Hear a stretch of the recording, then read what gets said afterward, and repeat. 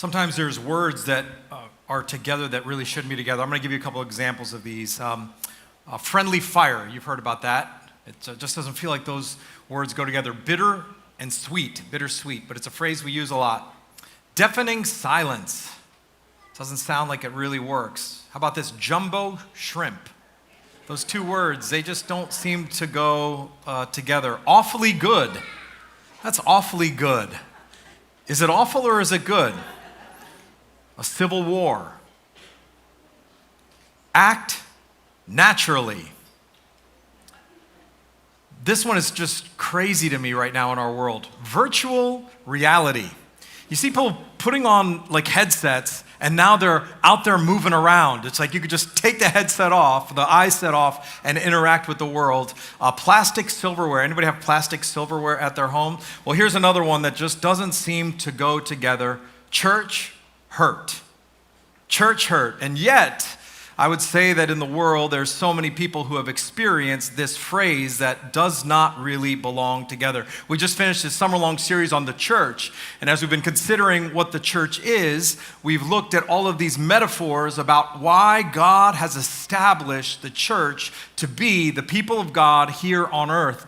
And as we looked at those metaphors, there is this idea that sometimes makes it hard for people to actually engage in all that church should be, the community of believers, the ecclesia, the called out ones, and it makes it hard for us to engage because of some things that happened in church. Church hurt. Part of my sabbatical and spiritual health has been to actually think about this idea of church hurt. And I've been considering this because I wanted to do this message even before the summer started. I knew we were going to do it. I didn't know exactly when it was going to happen. I didn't know how long it would be, but I settled on just one message for us to consider this idea of church hurt. I'm not going to have you put your hands up. I don't want you to do that here today. It may be hard for some of you to even say, I've had church hurt at a church. You may not want to say that publicly, but what I would just say is, even as we did a little sampling on my community group this week, everybody in our community group has experienced it. So I would say that almost everybody here has experienced some kind of hurt from the church. Now, when I talk about church, it's not just leaders, it's not just pastors, it's the body of Christ, some kind of hurt. We're going to be talking about relational hurt that happens that can set us aside. We're going to talk about leadership failures that have come into the church that have made us really question the integrity of other people. And it is a hindrance for us in our relationship with God when we don't overcome these things. But you don't have to look too long in the starting of the church to see that there was a lot of church hurt. You can start with Peter.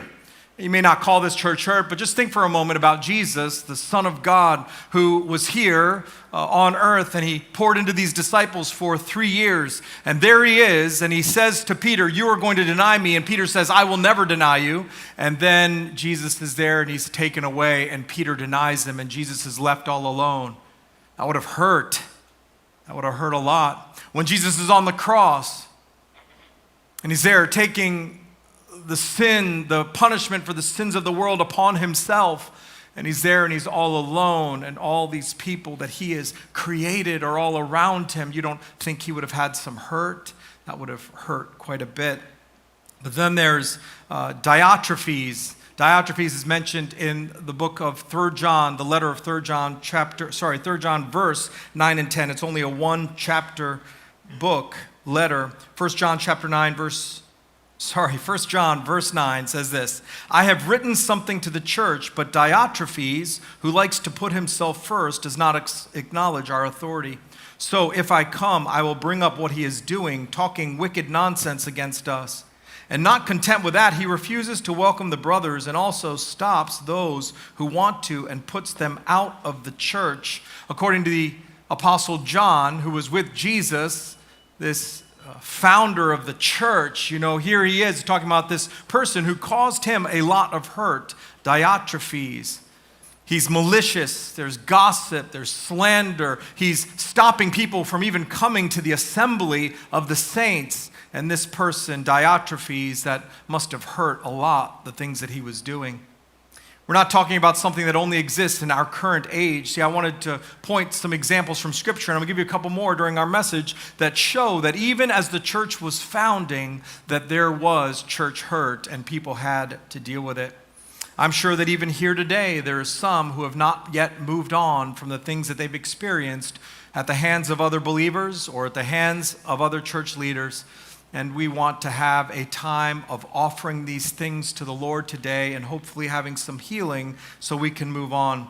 Cityline has come. Our history is one that comes from a lot of church hurt. And as many of you were a part of our old church and came into the new church, you had to deal with some of these things. And I don't know if you fully dealt with them. It took me a little while to deal with some of them. I feel like I actually had a real good breakthrough on in these last few weeks here regarding this idea of church hurt. I just want you to remember that everybody has a propensity to sin. That none of us are without sin, and that we too have caused pain to other people. And maybe the pain that we've caused hasn't made them abandon their faith or made them leave the church, but we also are culpable in our relational attitudes to other people. And so with that sense that we also are people who can cause pain, I enter into this message here today titled, Finding Hope and Restoration After Church Hurt. Finding Hope and Restoration After Church Hurt.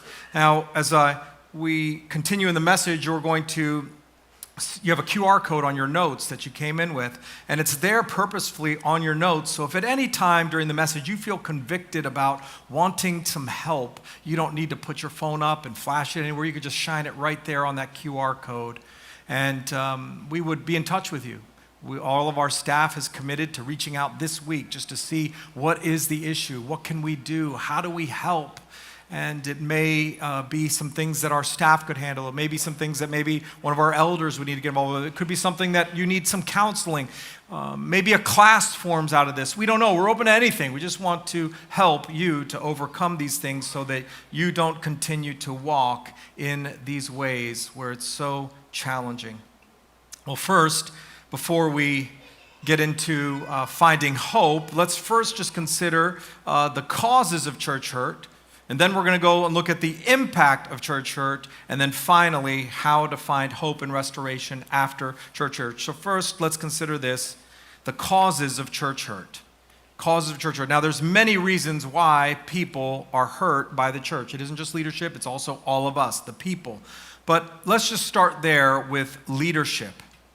Some of the data from a recent Gallup poll shows that less than 1/3, that's less than 0.33% of people think that pastors have honesty and integrity. 1/3, less than 1/3. And that's down from 0.40 from whenever that was, a decade ago. And so we're seeing this belief that pastors have integrity and honesty. We're seeing it on the decline. We're seeing it go down. I didn't want to do a survey here today. You know, we could have done a survey, but that would have just been crushing to me. If it's like, yeah, you all are here every week. You're like, we don't trust our pastors or you. You know, that would have been hard for me, so we're not going to do that. But let's just start with leaders. Leadership failures, abuse of power, abuse of authority. There's a list, I think, going to come up on the screen now about leadership failures. We first want to consider this idea that there's people who have power and they have authority, and when the authority is given to them, it gets to their head. And as it gets to their head, they start to abuse it and they demand things. They live a life where they expect that people are going to treat them in a certain way, or they're going to listen to everything that they say and do.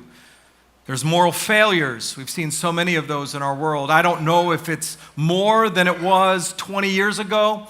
Maybe it's just because we have better access to information. I'm not sure. Maybe it's because there's so many more high-profile pastors out there that are failing, but we see moral failures, infidelity, people who are preaching from the pulpit to stay faithful to their wives, and yet they're having affairs with other people. They're having affairs with people that they're counseling. They're having affairs with people that are on their staff. They're having affairs with people in their community. And it is a tragic thing. And when the church hears about these things, it is heartbreaking. Leadership failures for infidelity. There's also financial misconduct. And when a church leader is taking advantage of the situation and they're pocketing money, they're stealing money, they're embezzling, they're just advantaging themselves, and people are giving their hard-earned money thinking that the church leaders are going to be good stewards of it. And when that doesn't happen, then it can cause us to have some church and feeling like there's no integrity. When we see hypocrisy in the world, it leads to disillusionment. But when we see hypocrisy in the church, we say, shouldn't they know better? Shouldn't they be above reproach? Shouldn't they be the one who is strong enough to not dip their hand in the money jar? Shouldn't they be strong enough to say that they're going to, not just say they're going to be faithful, but to actually remain faithful to their wives forever? And hypocrisy is something that really messes us up. Leadership failures. But there's also legalism and control with this. Legalism and control with leadership failures. An overemphasis on rules and regulations. We see pastors and churches where you have to live a certain way, and if you don't live that way and you ever fall out of it, then you could be hurt. You could be taken out. Controlling behavior by leaders who want you to live a certain way. And of course, we want you to live a godly life, but we don't want to put any legalism or control on you. Sometimes there's public shaming that happens. Person, not in our church, but I've heard of churches, even in our area, where a person gets pregnant out of wedlock, and then that person, that child, a teenager, is brought forward in front of the church. It is made to look so ridiculous because they have sinned and they're bringing the sin into the public. And you just think about what that would do, this kind of control, this abuse that would happen over a young person, and how they would end up leaving even the faith at times. But then there's also neglect and indifference that comes, that we feel from church leaders. I wanted help and you weren't there for me. I didn't show up for several weeks and nobody missed me. I felt like I was in need and you didn't call me back. You dropped the ball. I would say that people have told me this about my own ministry, and we're not perfect with it. We want to be. I would always just commend you. If you're ever feeling that way, just know that you probably fail people too. And if you ever just let us know, hey, I have an extra need right now and I need some help, we would be there. We would try our best. But that's not to give an excuse. We should follow through. We should be people of our word. But neglect and indifference, maybe you felt that from leaders and that's caused you some pain. And if you're feeling that today, there is hope, but this is just one of the causes. Transition and change can also cause some pain for us. When leaders move on, and now there's a vacuum, and they haven't done a good job of creating the next generation of leaders, or a new leader comes and they've got a different style, and we like it the old way, and that could cause hurt, and people could struggle. Transition and change. But also there's traumatic experiences that we have from church. Traumatic experiences, spiritual, emotional, even sometimes physical abuse that can happen in a church. In big denominations, big churches where we've seen the abuse of children, and what that does to a child as they're growing up thinking that they should be safe in a church, and yet they're taken advantage of in a way that hurts so much. Traumatic experiences, manipulation, coercive behavior, this kind of abuse, it can lead to trauma. We have a pastor here in our church. You guys remember Clayton York? Yeah, Clayton was our youth pastor, just an incredible guy, so joyful and loving, incredibly gifted. And I always knew how gifted he was. There were some things I was working with him on. And one of the things that happened, this is probably 2017, we had a meeting in Schaumburg, an off-site staff meeting, and everybody was there, our whole team was there, ready to go, and Clayton was late. And I called him. I said, "Where are you?" And he said, "I'm at the church. Where are you guys?" And I said, "We're meeting in Schaumburg. It's on the calendar. You should." And so he said, "Oh, I didn't see it. I'll be right there." And he comes into the room, kind of just skipping almost because he's so joyful about things. And I was so upset because now we've lost 45 minutes of this off-site meeting, and I was visibly upset. I was trying to go on, but I was so distracted. And then I yelled at him in front of our staff, and I belittled him. I made him feel so small, and it felt good for a moment while I was doing this to him.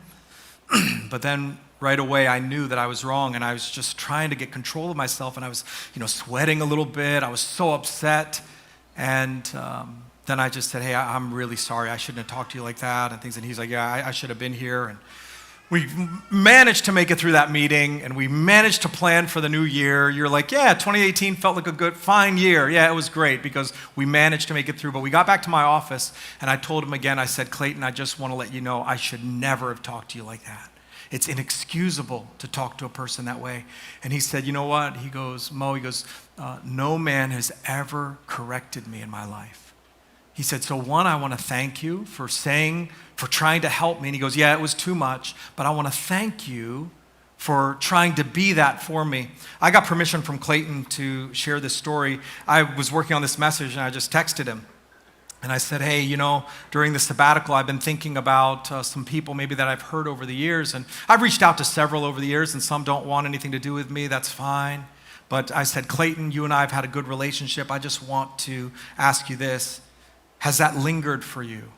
Have you overcome it? And this is his response. He said, the public humiliation in front of friends and coworkers made me feel very less than and insecure for a while, but not anymore. And I said, thank you for your honesty, and I'm grateful. And Clayton has remained a good friend. Whenever he's in need, he talks to us. He said, yeah, you can tell my story if you tell the church that I love them and I miss them. And he says, well, I said, I want to show you his new family. Clayton has got a baby now, a child. They were praying for a long time, and now they have a son, Jaden. And so if you know him, text him and just congratulate him and say you missed him when you saw his picture up on the screen. But I wanted you to know that leaders fail. Leaders fail. And in leadership failures, sometimes it can cause us great hurt. But there's also relational failures that happen. And these relational failures, this is from one another, exclusion and rejection. Maybe you feel isolated, rejected, you wanted to be included, but there's all these cliques and you can't make any inroads. And you feel like they're always getting together without you, and you feel alone, and that can cause some difficulty. Unresolved conflicts. You've got some issue with somebody, or they've got an issue with you, and then now you feel like I can't even be back at church because they're hurt by me, or I'm hurt by them, and that relational conflict or unresolved conflict, it hurts and it's hard. How about judgment and hypocrisy from other people? Being judged or criticized harshly for the way that you're behaving. Now, we all judge. If somebody does something wrong, you can pass a judgment saying, you shouldn't steal from your boss. That's all right to pass judgment like that. What's not okay is to say, you're going to go to hell right now, and you never do anything right, and you'll always be this way, and man, I don't want anything to do. That was like terrible, and that's where it feels a little bit judgy. So you judge, but then you try to help a person get to a good place. But when somebody feels judged, or this hypocrisy of the way that they're living, some people are saying that they want to live this way, but we see it in a different way, and it feels so judgmental, it can lead to some hurt. I saw this story this week as I was preparing. In May 2017, there was a man who was so desperate in Britain, he wanted to kill himself. So he goes up on this bridge. There's a picture of it. He goes up on this bridge to kill himself, and one passerby comes and sees him about to kill himself, and they grab a hold of him. They won't let him go. Then slowly, it's just a walking path. All these people start to come, and they're holding on to him. They get some ropes. They tie it around his legs. I heard one story. It took 2 hours of holding him there, and the authorities are trying to figure out how do we get him down safely. See, this is, we judge saying you shouldn't kill yourself, but let me hold on to you and help you. But sometimes this is what we do. You shouldn't kill yourself. You're so terrible for even thinking about that. We may not say the words, but the projection that we give is maybe it'd be better off if you just go ahead and do it. We would never say it, but that's the feeling that somebody has. And when that relational issue comes, we can withdraw. It's a lot of pain that comes. These causes of church hurt. And then third, doctrinal disagreements. Conflicts arise and people get hurt because of differences in theological beliefs.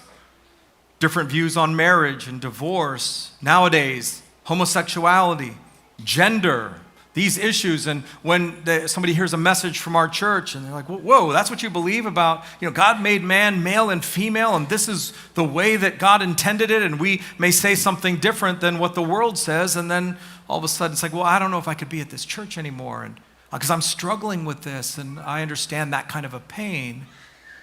But we also want to be aware that we may have some differences doctrinally, but just because we believe something different doctrinally, it doesn't necessarily mean that we are trying to cast you out.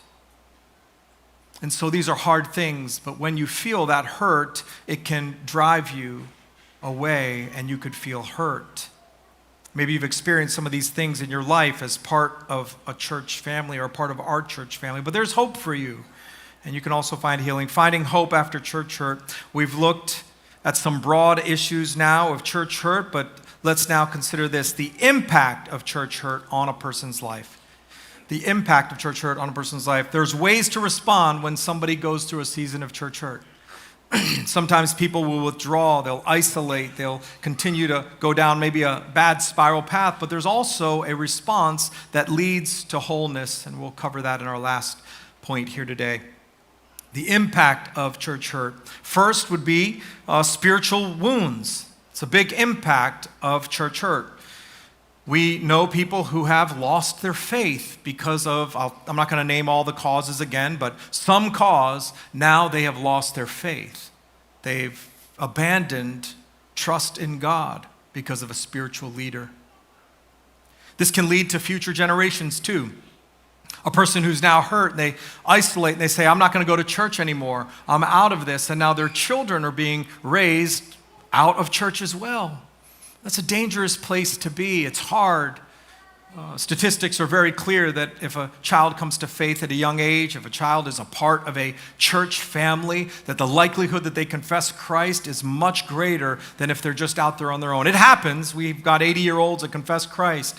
We've got 30-year-olds, 40-year-olds that confess Christ, but the best way is if we raise them in the faith, and now we're isolating and removing the spiritual wounds can go to the next generation. Our spiritual practices can be affected. After the distance comes from the church and the hurt, now we start to feel like, I don't know if I can pray. I don't want to worship anymore. And you start to backslide into these places. It is a real impact that happens in church hurt. There's also emotional impact. You feel betrayed. You feel this difficulty rising up in you with other people. It makes you not trust another person. You feel, sometimes even people feel shame and guilt if a person has taken advantage of you. If they've done something and you feel like, why was I so naive? I should have been stronger. And that then can lead to some emotional shame and guilt because you feel duped. You feel like you were weak. You feel like you can't even confess this to another person because you should have known better. And I want to relieve you of all those things, that there's manipulators out there. There's people that are going to abuse you and take advantage of you. And this is an opportunity for you to just let the Lord give you his grace and say that it's sick what happened, but you can get help, and there's people who will be there for you. There's emotional impact. And one of the most tragic is this idea of our identity in Christ. We sang some of these songs here today about our identity in Christ. And when we have church hurt, one of the impacts that can happen is, was it all true? Am I really loved? I feel so alone, and the impact can be very difficult, emotional impact. But then there's also a relational impact. Isolation, we withdraw. We distrust people in the religious community. We distrust future leaders. We go to even another church someday. We're like, I don't know about that person because I've been hurt before. You can see that this can be a real difficult thing for our relationships. And it can even lead to strained relationships. We've seen this here. Why are you still at that church? Don't you know what they're like?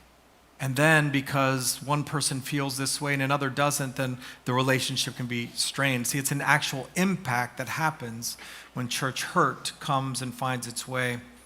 So that's very brief. It's hard to cover everything in one message, but I just wanted to let you know that there are a lot of impacts, and maybe some of you are recovering from those. Some of you are going through those right now. There is hope and restoration. Finding hope and restoration after church hurt. We've looked at some of the causes. We've looked at some of the impacts, the detrimental, negative impacts, but now let's look for some hope. Third, hope for those with church hurt. Hope for those with church hurt. When we've experienced something so tragic, something so harmful, a place that is supposed to be loving, a community, a family, and we feel like we've been abandoned, it's very difficult to overcome it. Usually what happens is we start to replay it over and over again in our head. And as we replay it over and over in our head, it doesn't lead to healing. It just continues to play itself over and over in our head. And we want to be people who can deal with these things. And the only way out is to actually deal with the hurt. The only way to hope and restoration is to submit and trust God to allow you to heal. So here's a path to hope after church hurt. A path to hope after church hurt. It's going to come up on the screen here. Now, this is adapted from a book that I read as I was preparing. It's called Hope After Church Hurt by Joe Dobbins. You could get this on Amazon. This section here, I've added some. He had some. I just liked some of the way that he phrased and thought about some of this. So, a path to hope after church hurt. First, tell God how you really feel. Tell God how you really feel. You don't need to maintain this level of appearance that everything is okay. Whenever you're honest about what it is that you're facing, there's an opportunity for healing. When you act like everything's okay, then you are closing yourself off to allowing the Holy Spirit to get into those places that only He can touch and heal. And so tell God how you really feel. When we're talking about church hurt, you just voice it. God, I don't trust the leaders right now. God, I am so hurt by what she did to me that it's hard for me to go to church. Lord, I remember what happened when I was with you, and this doesn't feel right. Just tell God how you really feel. In the spring of 2019, when we were going through our church crisis, we had prayer meetings. I don't know how often we did it. It's kind of a blur that whole season. We had prayer meetings. We met in the cafe. And some of those weeks, we would start with prayer, and then we had a Q&A. Many, many weeks we did this. And as we gathered in that place, you could see that people were really traumatized. There was a lot of hurt. And so we would just try to be as honest as possible. Our leaders just try to be as honest as possible. This is what we know. This is what happened. This is what I did. This is what I knew. Just be as honest as possible. But this idea here of being open, and when we were gathered together, we could just tell the Lord how we really feel. I'm angry. I'm frustrated. I'm hurt. I don't trust. Tell God how you really feel if you want a path after church hope. Because when you mourn, then you will be comforted. Matthew chapter 5, verse 4 says, "Blessed are those who mourn, for they will be comforted." When you actually mourn, when you give the Lord what is true, then you have an opportunity to actually receive the comfort that you want to get. Now, I've been very careful in my exercises recently to not get injured. What happens is Susan knows this, I'll go full force, I'll start to do these crazy things, and then as I do these, I get injured and I'm off for 3 months. I can't do anything. So 15 years ago, I would do jumping lunges and burpees. You guys know what a burpee is? It's crazy. You get. I'm not going to show you because I don't do them anymore. But you get down on the ground and then you do a push-up and then you jump back up to your feet. It's just crazy. Burpees. They're disgusting. One of my rabbit trails this week, as I was studying, I was like, why do they call it a burpee? They call it a burpee because a man, I think in the 1930s, a man named Royal H. Burpee, that was his name, Royal H. Burpee, he was an American psychologist, and he wanted to see how agile and in fit people could be, and so he created this thing. How many burpees can you do? And so he created that thing. Was really from hell, but he created that. I mean, the thought of even doing a burpee right now makes me hurt. It just makes me even feeling a little pain. Now, after 3 months of activity, I've been great. I'm walking, I'm jogging some, I'm riding a bicycle, playing tennis, lifting weights. It's just all not high impact. I'm not doing any high impact things anymore. And this week I played tennis. I think it was Thursday. I was playing tennis and I got back from tennis and it was our community group day. And so I didn't have a lot of time. I had a bunch of things I needed to get done before our community group came. So I was rushing to get ready and I took off my shoes downstairs and then I was taking off my socks. And as I bent to take off my sock, I pulled something in my hip. So it wasn't any of the other things. It was so I created a new move, guys. I created a move. It's called a Zachariah. This is a move. This is a move for ages 50 and plus, 50 plus. Okay, this is what you do. At the end of a workout, don't hop around trying to get anything. This is what you do. You just sit down. Just takes 2 seconds extra, and then you sit down and take it off. You won't pull anything. I told Susan Friday morning, I was sitting down because my back was hurting, and I sat down and I said, I'm just gonna sit down and take off my sock. I called my friend. I still wanted to keep working out. A lot of times it's just like, I'm stuck here. What am I do? I called my friend Jacob Ross. He's a trainer. And I said, Jacob, is it okay for me to just like keep on working out? I want to keep working out, but I got this like little injury right there. And he said, yes. If you can handle it, push through it. He says, motion is lotion. That was really cool. Motion is lotion. I wrote it down. I thought that's great. Now, this is what you can do is when you have the pain, if you can push through it, you can get the healing. But so many people, they don't want to push through the pain. They just want to sit in the pain. Like I did in 2009 when I broke my rib on a chair in my dining room. And then I didn't want to do anything. And I walked around like this because it hurt if I started. I walked around like this for a long time. And I think I stuck like this. And so then the PT had to stretch it out and get in there because you have to work through the pain in order to get healing. It's just a principle in the world.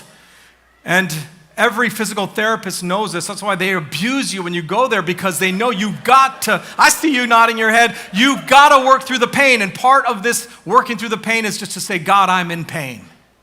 God, I need to let you know this hurts right now. You won't get the desired healing that you want from church hurt if you continue to suppress it, or if you continue to just play it over and over again, or if you just continue to just be like, you know what? Yeah, it's terrible what happened to me, and everybody stinks because of it. You will never get the healing, and you are going to be, remember we sang the song, no more burden and bitterness. You can just keep on moving, and that is the testimony that we want. But so many people hold on to this. They coddle it. They care for it. And listen, I don't want to make light of it. I'm just trying to help you see that if you want healing from it, you're going to have to do something with it. And the first thing you do is you have to say it. You have to mention it. 2 Timothy, we talked about Peter. We talked about Jesus. We talked about John. Now let's talk about Paul. In 2 Timothy chapter 4, 2 Timothy is a great book. It's a pastoral epistle, and Paul is writing to his protege Timothy, and he's trying to help him to see what it's like to be a pastor. When I disciple younger pastors or people that are aspiring to it, I always go through a study of 2 Timothy. We just go verse by verse through it, and I give them like 10 principles of pastoral ministry that I've applied to my life. And listen, one of the things that he says here in 2 Timothy chapter 4, verse 14, he says this, Alexander the coppersmith did me great harm. The Lord will repay him according to his deeds. Beware of him yourself, for he strongly opposed our message. So church hurt from Alexander the coppersmith, this metal worker. First, he names him. Beware of him yourself. Second place where he gets hurt. At my first offense, no one came to stand by me, but all deserted me. They left Paul alone, deserted. Second church hurt right here. Now, not just Alexander Coppersmith, but also everybody, the brothers and sisters, the believers, they abandoned me. They deserted me. May it not be charged against them, but the Lord stood by me and strengthened me so that through me the message might be fully proclaimed and all the Gentiles might hear it. So I was rescued from the lion's mouth. Paul, this leader, he felt church hurt. He was struggling. And yet he trusted the Lord. In the midst of this church hurt, it says, God strengthened me. The only way that God strengthened Paul is because he submitted his life, all parts of his life, even the church hurt, he submitted it to his master. And God can strengthen you too. But he still warns Timothy. He still tells Timothy, listen, Timothy, there are going to be people that are going to hurt you. When I'm past and you're on your own leading a church, there's going to be people that come around and they will cause you harm. See, this has been going on since the church began. But there's a path to hope after church hurt. First, you got to say it, just be open to the Lord. But then second, worship God and refuse despair. Worship God. Fight to worship God. Refuse despair. A great quote from the book I read here by Joe Dobbins. It said, the best way to get back on your feet is to get on your knees and worship. The best way to get back on your feet is to get on your knees in worship. You want to be back up? Get on your knees and worship the Lord. When you're feeling the onslaught of emotions, I know you feel this here when you come. Even today, we had such a great time of worship. These songs were so uplifting, and you may have come here sad. You're like, oh man, I don't know what's going on, but I'm feeling something right now. That's because you are worshiping the Lord, and God is bringing comfort and healing to a hardened heart. God is bringing healing to a hurt heart.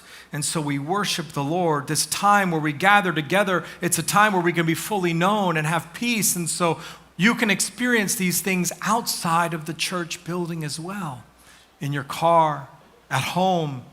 Just commit to living a life of worship and refuse surrender to God. Worship is a comfort to us, isn't it? We want a path to hope after church hurt. We just honest with the Lord. Commit to worship and refuse despair. And then third, serve the Lord. Serve the Lord. Start using your gifts again. Just get involved and serve the Lord. Linda Rowan, one of my friends here, I asked her if I could tell the story. She told it many years ago when she had come back from her trip in Kenya. And she also had church hurt, from things that went on here at our church. Her and her husband, Jim, they were one of the people that, made this possible. They were part of this church that was really struggling, and they approached Harvest and asked them if they would come do something, and Harvest agreed, and then now they find themselves out of a church altogether because of the pain of what was going on. And she went to Kenya to serve, and when she was in Kenya, she was there serving, and obviously there's a lot of poverty, and there's people without a lot of things. And she mentioned the name, I still remember the name, Kevin, this worshiper, leading worship with joy. And as Kevin, that's her son's name too, but as Kevin was leading worship, she said the block was removed. The block of the hurt, the pain. Now, I'm sure there was more time that was needed, but you can see what happens. It's like I am doing something that's outside of myself. When we just hold on to it and we process it over and over again, and we're not dealing with it as maybe I'm sure she was dealing with it, but we're not dealing with it fully sometimes. When you serve the Lord and you see what's going on in the world and in people's lives, that can be something that removes this block. So be open, worship God, serve God, even if it's hard. Get involved in some kind of service again. Just start to use your gifts and rub shoulders with some people who, man, all right, they're not weird. They're great. It's been fun to be here. And let some of those experiences bring you to a path of hope and restoration. And fourth, just take a next step in your healing. Just commit to taking a next step. What is a next step? Is it talking to God about it? I've never mentioned it to God that I've been hurt. Start there. Is it to read the Bible again because your spiritual disciplines have fallen? Yeah, just start to read the Bible again. Is it to actually sit and spend 5 minutes praying because you've stopped praying because of the hurt that you've experienced? Is it telling a friend what's happened? There's a lot of first steps. Maybe it's letting your community group know that you've been going through these feelings. It could be meeting with a pastor or leader. There's a QR code right there. And if you're feeling this hurt, if your heart is beating, you're like, I want to be done with this. I'm just holding on to this. Just nobody will see. You can do that. It'll be anonymous. And we would love to meet with you and see what we can do. Take a next step in your healing. Number five, a path to hope after church hurt. 5, see people as they are, sinful. Just see people as they are. 2 Timothy chapter 4, verse 16. He says this, may it not be charged against them, right? The ones that had deserted me. Here he's like experiencing legitimate church hurt. I was all alone. I'm writing the Bible. I'm in prison. I'm doing all this and I am alone. But don't hold it against them. It's kind of like Jesus from the cross. Forgive them for they don't not what they do. See, this is a great way that we can also have this idea. We just see people as they are. Don't hold it against them. Don't hold it against them. Don't charge it against them, God. Just help me and strengthen me right now. See people as they are, as sinful. And just remember that you also have the propensity to cause pain. And I would venture to say, I'm not going to say this, I'm not going to call anybody names here, but you have caused pain. You're like, no, I haven't caused pain. Yes, you have caused pain. Every person alive has caused pain. We have a propensity to sin. And so maybe that can help you as you see other people. And then number 6, forgive as God has forgiven you. Forgive as God has forgiven you. It's hard to do, but this is the call on our life. We are called to be people who forgive. But first, let's talk about someone who is not repentant. How do you forgive a person who is not repentant? We've all had experiences where we're talking about church hurt. You could apply this to relational issues too, but let's just talk about church hurt. In a church hurt setting, you have a friend or a leader, and they just gloss over everything. They act like nothing happened. And you say something to them, and you're just like, hey, that really hurt me. Oh, just get over it. It wasn't that bad. And come on, be a little stronger. Come on, don't be so weak. Maybe they say things like that. Or it's a person who you have no access to, and they've done something wrong, and they won't admit it. And everybody knows, and they keep on with some other story of victimization. And as they keep with these stories of victimization, you're like, how do I forgive this when they themselves aren't willing to do anything? This is the hard work. This is the work that we do. And the starting point for that is because they may never change, but you want to let this go. And so the starting point for you to work towards forgiveness is letting it go. I'm going to let it go. I'm going to let God deal with this person. It's hard to do. But if you can be a person who says, I'm going to fight to let this hurt go. I'm going to fight to let this unrepentant person, I'm just going to let God deal with them. And then you pray for them. That's hard. It's hard. But if you really want healing, man, when you pray for a person, it's hard to be bitter when you're praying for a person. And so you pray for them by name, what they've done. You could say, God, your prayer can always be, God, bring them to repentance. God, make them miserable until they turn to you, God. That's a fine prayer. But pray it. Pray by name. But sometimes all we pray is, God, get them. God, bring more stuff out about them. And if you revel in that, if you enjoy it, if you like the gossip, and I'll confess I do like that sometimes too, because it feels good when you see, it's piling on. I don't like the way that feels in my own heart as a follower of Christ. So we pray for them. We let things go. We fight to let it go and let God deal with the person and what they are going through. But what about when someone is repentant? There's no extra rules when it comes to church hurt. It's like, okay, I know I'm supposed to forgive you because you've asked forgiveness, but except for church hurt. Oh, you're a leader in the church? You have a whole other category. Sorry, there's no forgiveness for you. That is not possible. Jesus says this is one of the most shocking verses in the scripture. If you do not forgive, your Father in heaven will not forgive you. That should just cause you to be like, I want to forgive. I'm going to forgive. So if a person is repentant, if they've hurt you in such a way where it's dangerous for you to be in the room with them or it's traumatic for you to be in the room, then no, you don't need to do that. You don't need to meet with them. You could just say, you can write your letter to an elder, and that elder will go through it, and they're going to read me the appropriate parts of it, and they'll read me I asked for your forgiveness, I was totally wrong, and they'll leave all the other stuff out, and then you could say, great, tell him I forgive him. That's it. But you have to get to a place of forgiveness, especially when a person says, I've done wrong, I have sinned.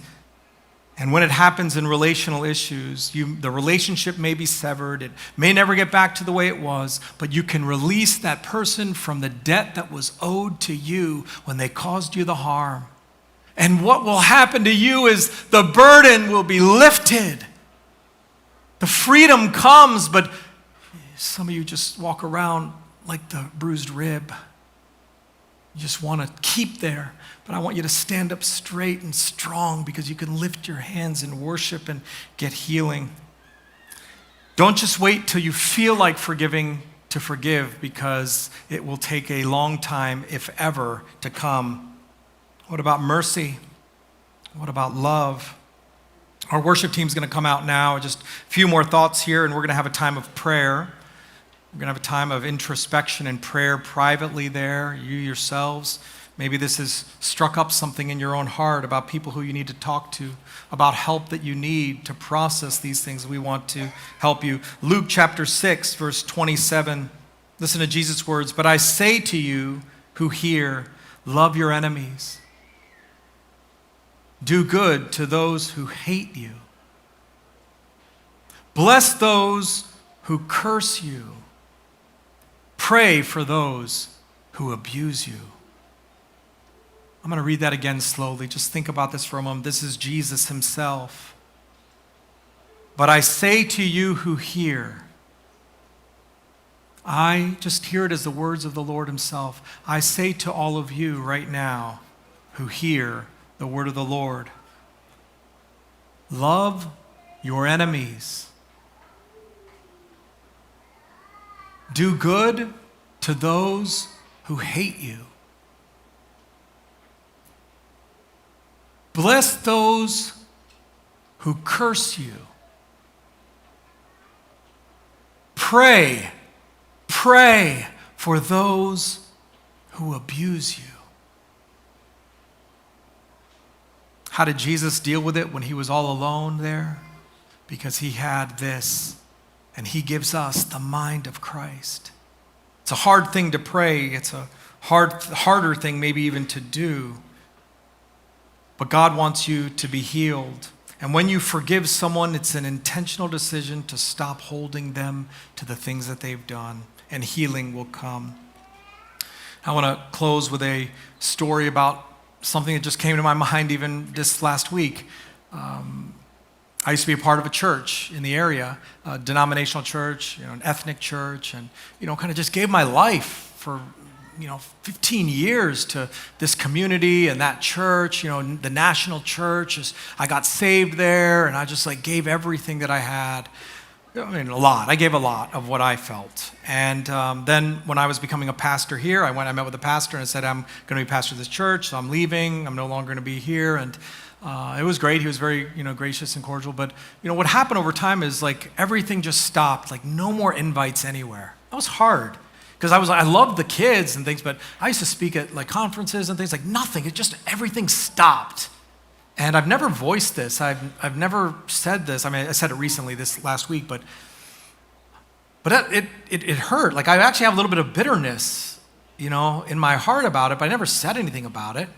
And then I was telling some friends, I'm doing a message on church hurt, and I was talking about my experience. And they said to me, sounds like you have some church hurt. And I said, I've never thought of it that way, but yeah, that did hurt. It does hurt. Even just thinking about it, it's that really stunk. Didn't feel good. And then, what really was good, Susan even helped me with this. It's they were a church that baptized infants. I have a different view on it. I'm going to a church that baptizes adults. Doctrinally, there'd be some things, but, most of the people there, they love Jesus, most of them, and they're followers. It's a very traditional church and all. And so maybe they were hurt by me leaving. Maybe they wanted me to be a pastor in their church and wanted me to be there. Maybe they had a vision of me being there for their kids when they were younger. A lot of things. And I'm now going to a different community. And so I was yeah, that makes sense. Yeah, I could see that. Right? And even now, I was tearful just a moment ago. Even just voicing that, it's yeah. Oh, okay. All right, that makes sense. So we can have, both of these things can be true at the same time. We can have an experience where we're hurt, and the people that we felt the hurt from didn't have any intention to do it. Both those things can be true at the same time. And so if you are in this place right now of hurt, we want to get to a place of healing. Now, I didn't talk about one really sick part of all this, and that's sexual abuse.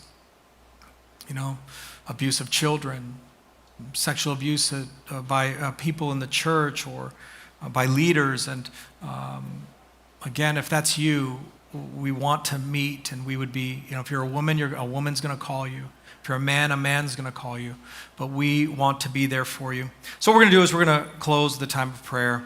Here's some prayer prompts that are going to come up on the screen.